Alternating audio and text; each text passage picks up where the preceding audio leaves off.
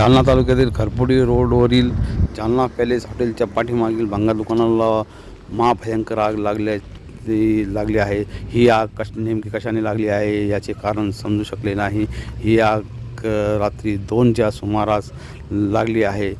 ही आगीचे तांडव हे अतिभयंकर असून पूर्ण दुकान जळून खाक झाली आहे. या बाजूच्या दुकानाला ही आग लागण्याची शक्यता वर्तवली जात असून त्यासाठी दुकाने सर्व रिकामे करण्यात येत आहे. आत्ताच मंठा चौफुलीवरील 2 दिवसापूर्वीच लागलेल्या आगीनंतर आता ही एक मोठे आगीचे तांडव इथं छायाचित्रात दिसून येत आहे. तरी पण आता या आग विझवण्याचे शर्थीचे प्रयत्न अग्निशामक दल हे अति तातडीने येथे दाखल झाले आहे व तालुका जालना पोलीस ठाण्याचे पोलीसही या ठिकाणी आलेले आहे. हे आगीचे तांडव महाभयंकर असून पूर्ण दुकान जळून खाक झाल्याचे दिसत आहे.